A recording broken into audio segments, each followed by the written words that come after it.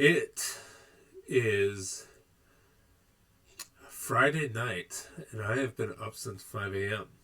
So, what am I doing today? Oh, I am going to, like I said the previous week, I'm going to be reading chapter by chapter parts of this large project that I'll be working on. Again, this is for the rapid release. So, I doubt any of you have read it. But this is basically redoing Secrets of Terra Salente, which I published in 2012 through Ex Libris, and so this is going to be rapid release.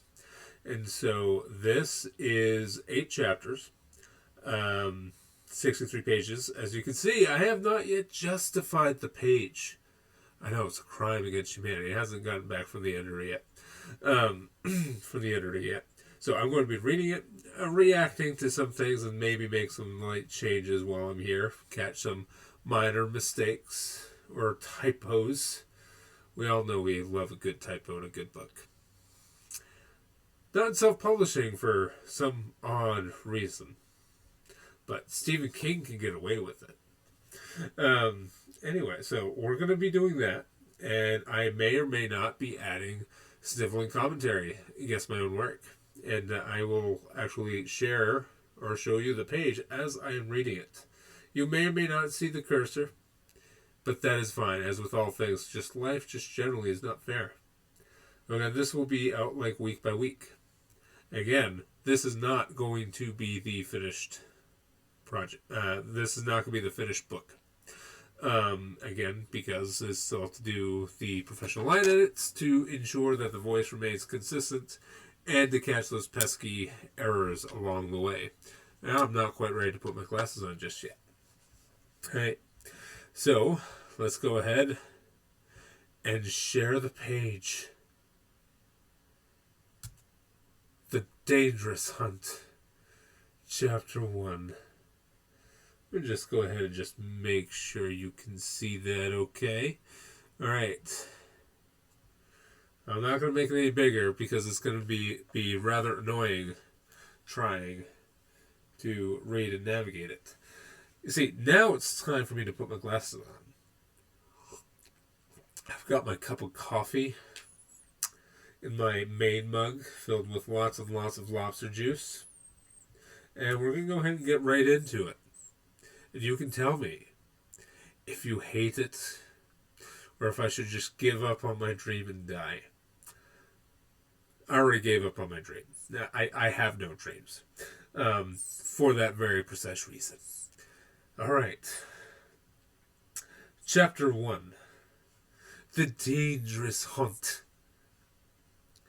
Cax sat upon a log, the moisture of the moss caressing his buttocks as he rested, leaning forward. The warmth of the fire he set before him hours ago touched his face. The cackle of the flames amidst smoldering embers lit up the forest. Trees thicker than small houses and like an umbrella covered him from the cover of the night, for the moon and stars above were opaque. He stared in the conflagration as he pulled a piece of bread out from his traveling pack, a leather bag from the Rangers Guild, with the Rangers Guild insignia engraved on the strap, 2 swords crossed with another, a bow, and a maple leaf backdrop resting behind it. The bread was soft to his touch, and comfortable as he gripped it, drew it near to his face. Let's get rid of that, shall we?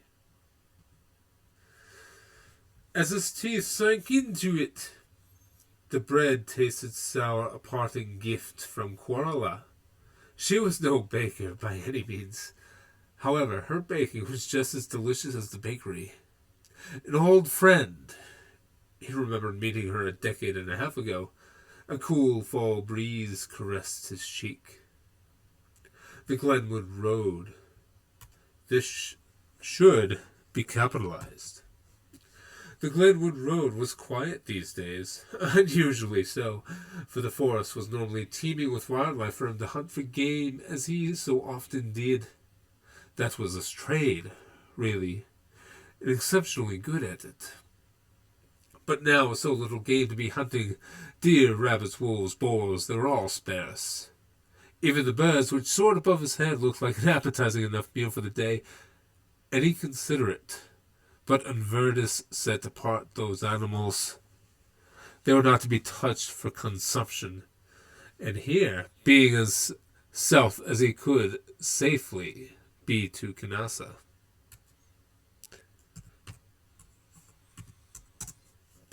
would likely incur the wrath of the Rangers Guild, and they would hunt him with extreme prejudice. Not that they didn't have enough reason to hate him. Finishing the bread, he wiped the crumbs from his lips.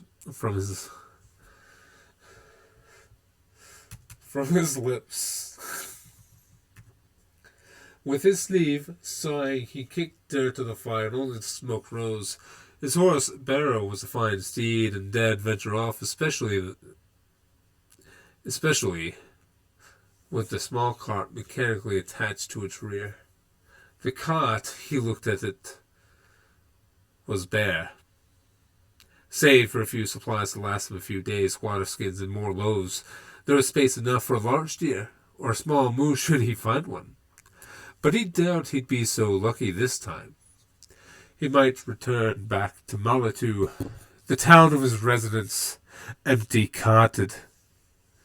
Walking forward, his boots heavy, his hand reached up, petting the mane of his horse. "Easy," he assured with a soft voice. "It's going to be okay." There was an apple tree, and a low-hung fruit caught his attention behind his steed, and he strode toward it with long strides. Striding upward, he plucked the apple, returned it to Barrow, and held it out. The brown-haired creature stretched forth with an elongated tongue and swept the apple from his hands, which snapped immediately out of the way. Cack turned his head towards the road, sniffing the air one last time. After all, no discernible noise could he hear of interest. Rain was coming, and a gentle wind brushed past him, whipping his black hair over his shoulders. A sniff, the scent of iron nearby, brushing towards him. Smelling enough of it to know in his previous life, he understood it was the metal in the blood. Something foul, blood, a sinister origin, something rotten and disgusting. He wondered what. Normally, under certain conditions, he would ignore it. However, he had a stake in Malatu. Had a band of orcs or goblins come this far from Kadrasar, a despicable place, it would set its eyes upon Malatu. Further west on the road, a particularly important village. Malatu's not a village. That is a city. That might explain why the wildlife was so scarcely populated. He hurried off, his sword sheathed and his bow strung over his back and a full quiver over his shoulder. His eyes peered through the forest, seeing just far enough ahead of him to avoid the trees, and he followed the odor. His elf ears perked up as he heard a crackling fire as he crossed the threshold from the woods into the road. He sniffed again. The rain was coming. Perhaps the storm a good half-turn in the hourglass from his location. But the scent was coming from the flames. He rushed towards the forest, delving into the darker shades of trees, oaks, and birches. These were. And an orange hue lit the perimeter of the forest in which he was embarking. His nose cringed, twisting his face as the horrid scent filled his nose. Not one to be perturbed, of course. Not he. Moved forth into the clearing. The fire still roared, and a roasted boar hung over it. There were tents pitched up, and some chests of gold laying in the corner. I could bring that back to the village, but cursed gold is this. For this was a goblin encampment. The only problem was the goblins here were all dead. The tents were painted with blood, limbs hanging outside the tears, vital fluids forming at the base into a viscid puddle. Limbs strewn across the ground, torsos ripped open, the ribcage pulled out broken shards. There even was a goblin skull embedded in a trunk, the eyes hanging outside its head by the retinas. The bottom half of his jaw was missing. Another wind brushed past him, forcing the foul stench up his nose again. He coughed. He covered his nose and mouth with a rag. Shaking his head in disappointment, he turned to the boar, which finally caught the flame. He chuckled and coughed as the rag left his mouth. Out the corner of his vision, he did catch a glimpse of a trail, crimson as it dripped further and further away from these horrid bandits. Goblins could be terrifying in vast number, and even he would dare not disturb a campfire of goblins resting and feasting. He may hate goblins, but he had boundaries. The wind stopped blowing, and he discarded the rag to his pocket and moved to follow the trail. Whatever killed these goblins might be the reason for the game to be a rarity as of late. He heard the horse neighing behind him, turning his head, observing Barrow, who seemed frightened. Jerking its head through the forest, the reins whipping in the air, his boots left the ground to comfort his steed, pulling on the rein gently, patting his cheek. "Shush!" A stern word. "Just wait here, I'll be back." Following the trail of blood, he left Barrow behind. His hand stretched to the pommel of his sword and removed it from its sheath as he walked forward. The steps from the ground were hard before, but he looked down as he removed himself from the aura of firelight. Suddenly, they were soft and moist. His eyes gazed downward, and the water seeped into his boots from the thick coat of moss that covered the ground now. He found the slope descending downwards, and through the clearing of the woods permitted the light from the moon. There was a heavy mist surrounding him, and dark clouds rolling forward from the south. Let's get rid of that redundancy, shall we? Lightning flashed, striking the earth, and thunder clapped, echoing into his sensitive ears. He gritted his teeth at the surprise and looked downward, the mist clearing. This is no natural storm. The clouds rolled overhead, obscuring the moon entirely, but not the darkness, for he could see fine. Pulling his hood over his head, the rain fell, slapping against his cloak. He carefully descended down the furry grass, and the mist returned, enveloping him entirely. Blinded now, he returned the blade to its sheath and silently pulled both hands up, crossing over one another as he stepped forward into the unknown. Trusting his nose, he kept sniffing, but there wasn't anything unnatural about it. Perhaps some shaman practiced their magic, wanting to be sequestered from the rest of the world. His ears picked up the constant squishing of water with each step he took. Stepping down further into the moss, his hand finally touched something hard and slimy to the fondle.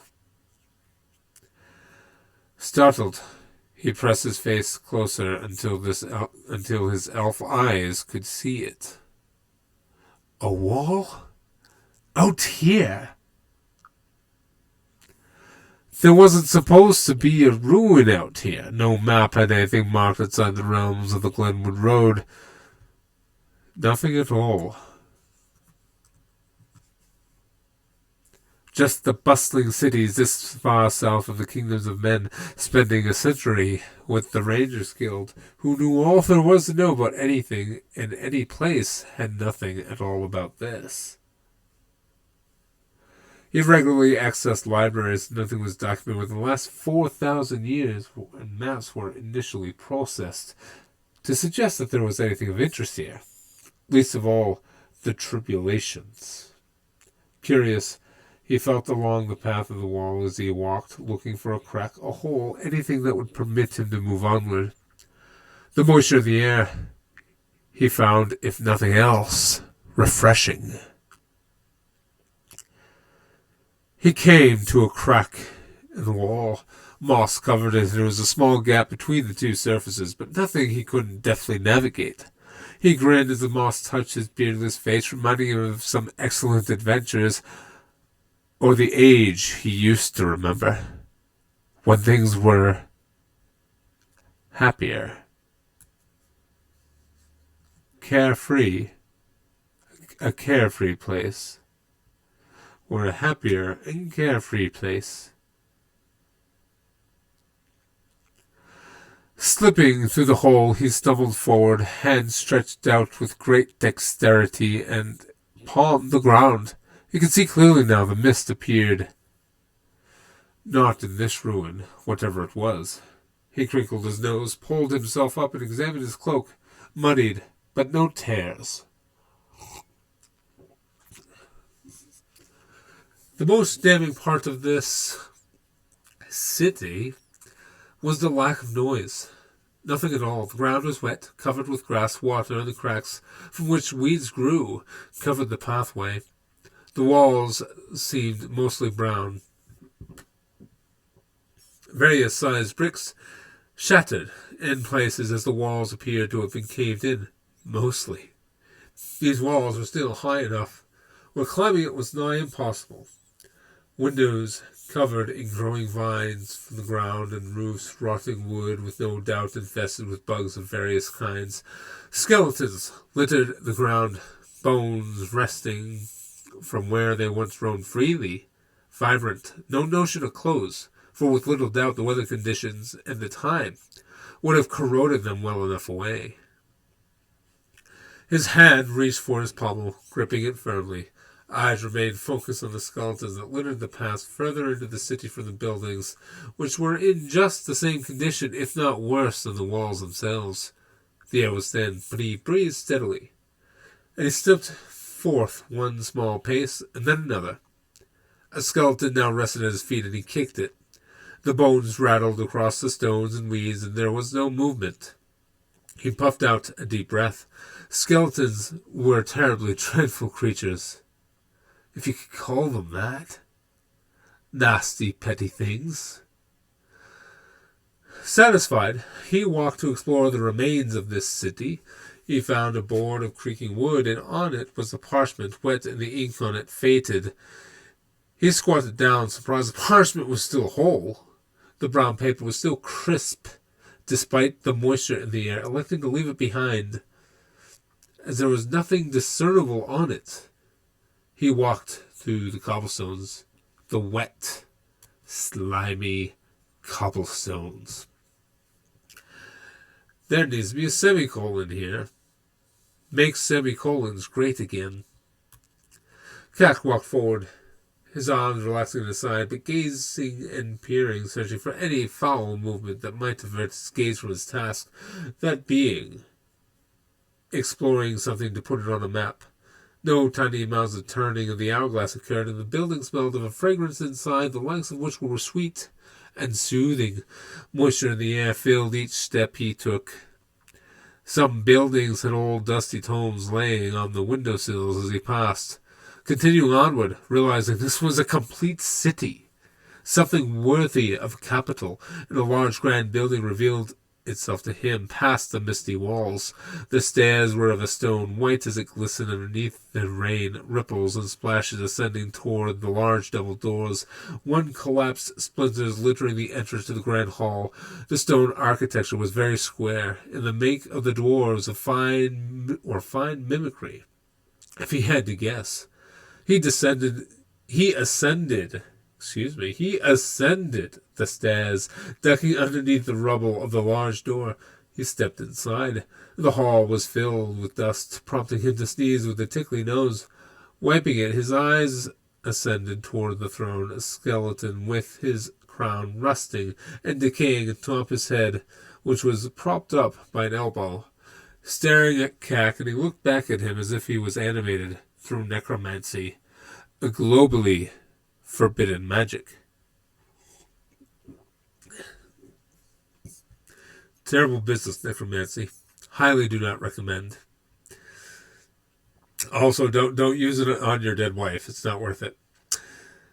Staring forward, with careful steps did he stride, hand firmly on his palm, while the other took down his hood, water dripping from his cloak to the ground, splashing. One can't be too careful. To the side of the throne was a room with the emerald green glow. The rest of the room's hall. That's redundant. The rest of the hall reminded him of a temple with large chairs, as if the people who attended this place ages ago worshipped the king as a god. Silly notion. There was only one god, and he was not mortal. Clearly not like this man, if indeed it was a man. Shaking his head, Kek passed by the throne and into the threshold of the room with a glow. A black metal rod stuck from the ground and encased in a white ceramic bowl in which the glow lay. Taking a foot forward, he looked down, and it was a water that produced the color. So thick, he couldn't well place what might have been at the bottom. And this appeared to be an instrument for baptism. Not that anyone baptized others in this part of the world. His grin faded. His hand pulled the sword by its pommel and drew his blade, knowing what it was. It was no mere instrument, though designed to look like one. It didn't belong on this plane. It came from elsewhere, and it was far too delicate to survive in the abyss, a chaotic realm he'd visited once before, though only out of extreme necessity. Cautiously, he encroached outside the room and beheld a doorway behind the throne, and steam poured from it. The stifling air brushed up in his face. Should a demon or other foul creature of such veracity be here, it must be put down. Rain poured in from the holes in the ceiling. Louder, it pounded than before. And he stepped slowly, each motion with ease as he entered the tunnel. His hand held firmly against the shagreen of the hilt of his sword. The passageway was dark, and even his eyes couldn't determine what was right in front of him. He could sense that the stones on which he walked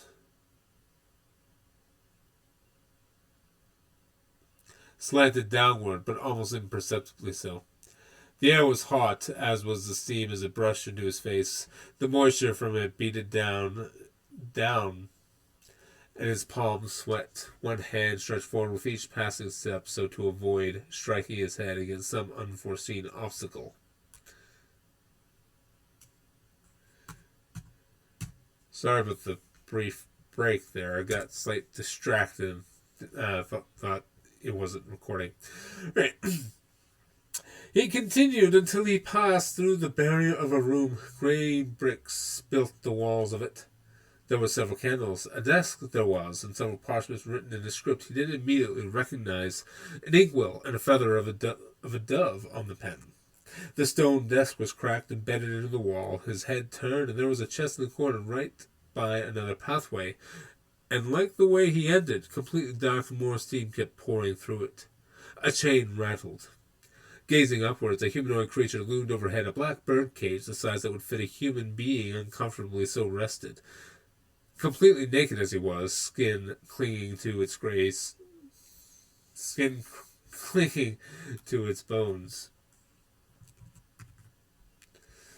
Face had a longer jaw than what was considered normal by most of the race's standards. The arms came in chains attached to the cretin in its cage. It jumped up and down like an ape, squealing. His head squeezed through the bar. Tried to. Skin pulled back, and the gums, putrid green, clung onto the razor-sharp teeth. The orbs where his eyes were solid black with no whites in them. Cat gritted his teeth, and his hand clutched against the hilt. There was not one of these things, whatever it was, but several wrapped up in the same bonds and chains all above him. This long room had 14 rows and 3 columns of these creatures. He wanted to kill them, not out of malice, but to mercy killing. These foul creatures used to have souls, but those have been long gone. It seemed to him. The price of necromancy, when done without care, and this was the price for most people. This is exactly why no one is supposed to be practicing it. He raised his blade and thrust into the cage, striking the brain of the one immediately above him. Twisting, he cut through the bone and swept it out. Black blood sprang into the room, and the creature fell. Its screeching ceased, and its limbs now dangling outside the cage he was permanently imprisoned in.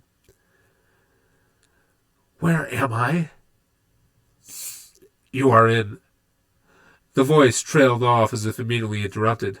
Keck turned, blade in the air, poised to strike, and a woman stood in front of him. Brown eyes and freckles were on her face, and a long brown ponytail resting outside the hood of her cloak with ribbons interwoven within them.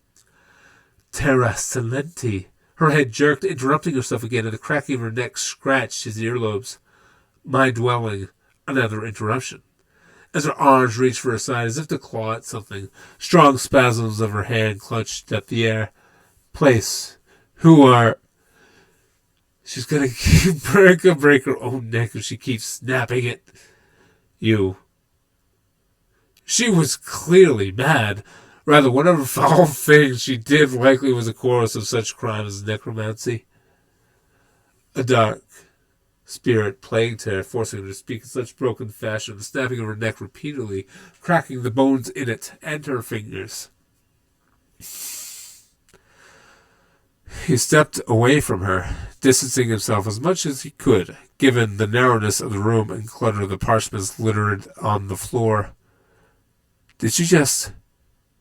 He tried to recall something that much he could remember, but he couldn't finish his thought. What was he thinking? Terra Salenti.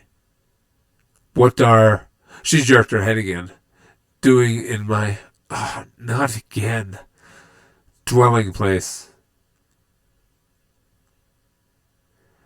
Keck. He sighed, his eyes shifted to her offhand, and a sword appeared out of thin air. Green metal, and the edges were like a serrated knife, without pattern or consistency. This sword was not from this realm. Light glittered from it in an aura. He felt overcome with an unnatural dread, one of the likes more haunting than stepping through the gates of the abyss. Green streaks of blood marked the metal of her sword. From Malitu.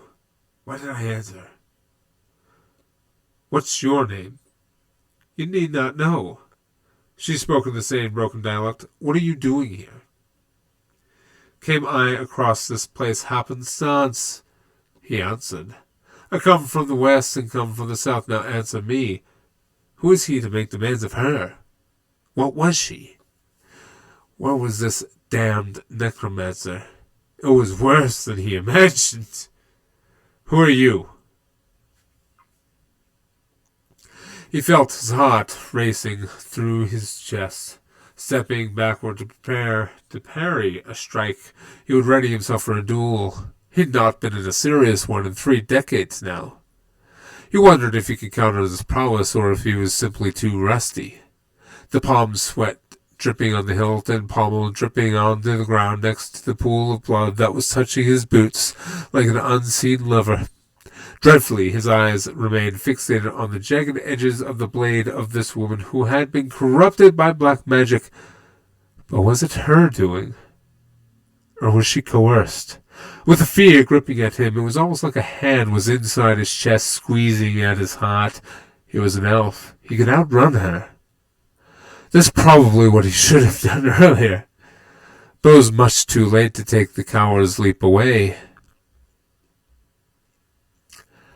This dwelling, she jerked her head, sword raised in hand with a clenched fist on her hilt, is my...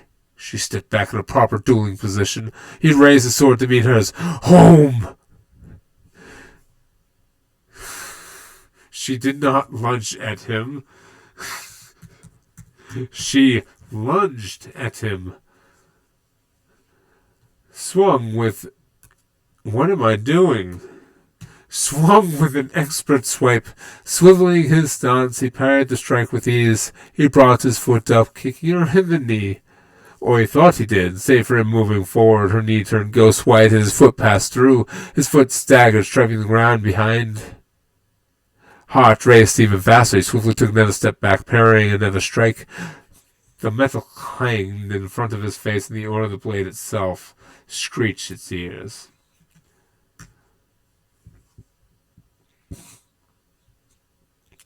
He swung at her. Aiming for the hilt, she dropped the sword in response. The metal clanged and turned his body to strike at her chest. Like before, her body turned into a veil of smoke, rushing past him, chilling his blood, and hair stood on ends as if it felt As it felt like a cold finger crawled up his spine. Gritting his teeth, he took a step forward. The green blade he struck was ground as he observed the desk in front of him and the doorway. A way out.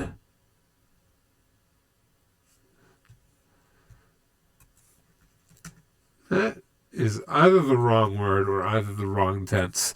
I'll find out later. He felt a cold steel slice through his leather armor, cutting into his back. The chill and warmth of his own blood covered him, gritting as the blade cut through him like butter.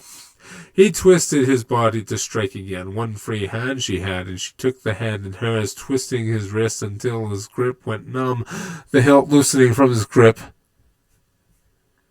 I can get rid of that. Dropping to the ground, clanging on the stone floor, tendons loose, he couldn't move, and she thrust her serrated sword into his belly. Grunting, warm blood dripped from the side of his mouth. He grunted, leaned forward as the toxin blade entered his body. Eyes began to droop down, and the room became blurry as his life began to fade. She ripped the blade out of his belly, and his blood sprayed over the walls. He collapsed, and his hands put pressure on the wound. Feeling kicks against him, his body was hurled through the room like a rag doll, blood slipping through the cracks of his fingers. Before his vision faded completely, she stood over him, not below, and he felt something crawling in his ear.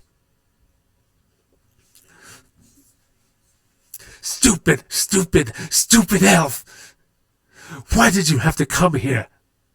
Fakino spoke harshly as she dragged the dying elf out of the corridor of Terra Salinti.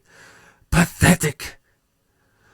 A voice not her own escaped her lips. The task was almost... The voice stopped. No! The voice came back. Silence. It is almost complete. Too late to stop now. Isn't that right? Fakino's hand raised in the air. The aura of black energy surrounded it. Damn demon. The hand stretched towards the elf's head. Stop it! Stop it! Stop it! The magic crawled back into his ear. It's done. Holding onto the collar of his leather cuirass, she dragged him across the ruins of Terra Salinti, out the passageway to the basin in which these ruins laid. The blood smeared across the halls, the passageways, the moss, the grass, all the way to the road, where the goblins' corpses were displayed. Disrupted was she by the fearful neighing of the horse tied to a carriage. This is who brought him here. She hoisted the elf onto the carriage and secured him. The horse refused to move despite its panic. Waving her hand, the green aura flowed from her in a stream into the wounds, sealing them shut, and the bleeding stopped. This would secure her toxin inside him, and it would go to where it needed to, all of which was going according to plan. She turned ghost white. Her hair became tattered. Her left hand was missing, and her face numerous with holes, flesh removed from it. Her beautiful face was marred. One white hand stretched out to touch his face and caressed it, but her finger slipped into his skull, and there she kept it. Bending forward, her decaying lips touched his forehead with a kiss. And she felt a warm tear roll down her cheek. Forgive me. The words came through her lips in a softer tone, taking control, albeit briefly. I'm so sorry. I know not what I do. Please save me from this, if you can. If my soul be forever damned with your death, so be it. Gardor! A shout came across from the cobbled street. The red-headed dwarf turned abruptly, the chainmail rustling underneath his waist. He leaned over with his axe like a staff, turning to the soldier who shouted his name in the noon sky, blazing hot for noon in this day. He must admit, especially for the fall season. He didn't recognize the soldier at all. A new recruit, most likely. Out with it, lad, he scolded, the weight of responsibility bearing down on him like a boulder. I have all day. Cack, the recruit replied, soft-faced as he was. Must be real new. He came back wounded. His wagon came in from the east gate. Damn the gods. Carter's mouth dropped open, his heart skipped a beat. The boulder on his shoulders grew heavier. He strapped the axe to his back and dashed towards the east gate. The cobblestones were heavy laden and carefully placed on the road to permit carriages and wheels to roll freely. Many called his name, but he ignored them. Merchants in all the bustling streets of the markets of Manitou. Many stands and tents set up in the town square, the city hall set up not a few steps away from where the useless mayor was. Who could forget the little children stopping with their balls, looking at him with a burrowing gaze, no doubt wondering why their captain of the guard ran like a chicken with his head cut clean off. That was until Zippo stepped in front of him, forcing him to stop. Zippo, a merchant who took permanent residence here, was wearing his finest cloak with many colors and only one ring on his finger. The ring, which was only fashioned from the guild associates of Grento.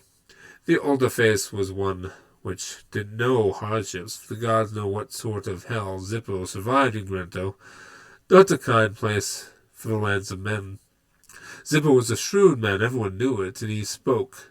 It was always to get something, though he wasn't without his integrity. Carter, he spoke with that Gruntish accent. Thick and low was his voice, as was custom to the people from the hard-fought portion of this world.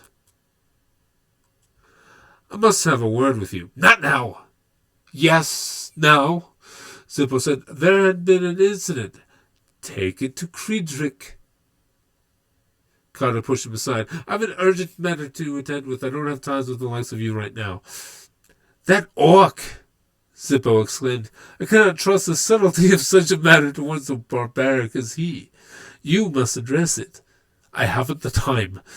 Carter snapped, slamming his middle boot on the stone. His eyes scanned the market district, bustling as if he wasn't arguing with the village idiot. He saw a guard with a full helmet, a middle-aged man, his black beard with greys interwoven into braids. Jor, attend to Zippo at once. I've got work to do. Aye. The heavy armored guard came over with his metal-coated hand resting on the pommel of his sword and spoke silently to Zippo. Before the merchant could protest, Carter's boot turned and he sprinted over the cobblestones to the east gate. Upon arriving, there was a commotion. Villagers, butchers, and guards, as well as few wizards of the healer's ward who were cloaked in the white with the green hand on the back of it. Many men.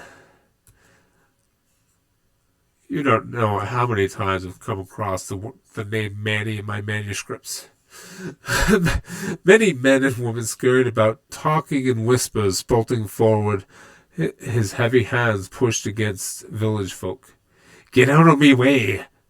He spoke harshly. Out of the way! Out! His guards started to make a path, pushing on the side so he could see clearly what he was looking at. Moving forward, Kak's horse remained unmoved by the bustling activity around. Walking forward, he turned toward the wagon and looked into it. The elf was wounded. Blood filled the wagon in no small amount. He pulled Kak from noticing the wound in his back scar tissue, which wouldn't have been uncommon, but the slice through his leather was what caught his attention. He'd been attacked, and then brought to the wagon, and then escorted here by his horse. Why wouldn't the attacker have finished the job, or left him to die? Who or what was the attacker? Carter turned briefly to one of the medical wizards, a scowl he felt crawl upon his lips.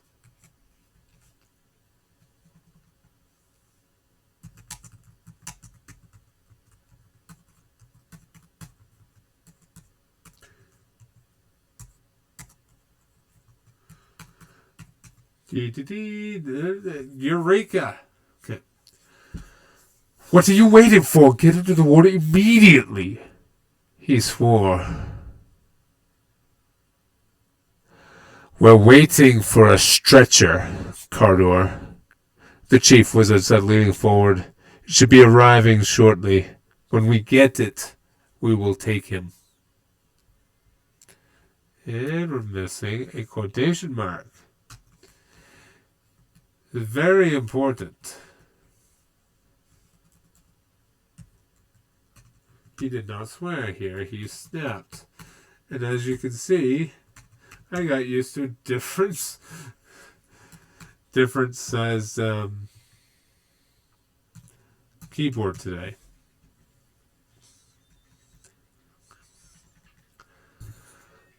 Quarrela sat upright in a chair looking outside during a brief reprieve from the business of the morning. Gazing forward out the window, the bustling city of Manitou was cause for an excitement, and she looked forward to the evening events. The bards singing songs of tales of adventure, something she craved.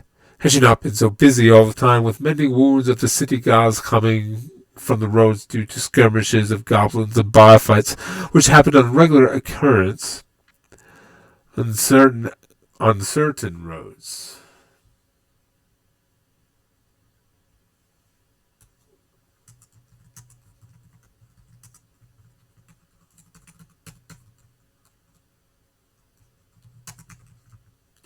She'd go outside the walls of Manitou herself. Startled, large clapping of feet on the hardwood floor caught her attention. She turned her head, her blonde hair resting over her shoulders. A man knocked open the door to her office. Brisha, an older fellow, his face was grave, eyes gaped open as he saw a wound which he'd never seen before. Oftentimes, one of the main reasons she couldn't, in good conscience, just go on an adventure, for she was an excellent judge when it came to unusual injuries. Corla, he spoke sharply. Kaki's wounded. What? She squinted. Kek always comes back wounded. Half the time I suspect he just wants to say, nay, he snapped. This time is different. He'd been cut open. Take me to him immediately. She bolted from her chair and followed him down the halls. The portraits of other famous wizards of Manitou glared at her from the walls. The steps were loud and the chatter from the other halls muffled against one another. She couldn't tell what who was saying. Too much activity. Then she passed in the ward. Keck, already dressed down with nothing but a brown gown, laying asleep or unconscious. He looked peaceful, if nothing else. She walked briskly to him, took the folder which lay beside him, and observed the notes of everything known that had happened to him, of which there was nothing save for note indicating he'd been cut open by way of a slice in his armor. She turned his body slightly, lifting up the gown a little so she could look. She saw a scar up his back, already healed. Her fingers traced the white scar tissue, and she felt an unnatural coldness about it. She turned to Brisha, whose fingers interwove with one another. Her hand touched his forehead. It was cold. She pulled up his eyelids, and the pupils were normal. She touched his neck, feeling for his pulse. It was still beating. What did you do?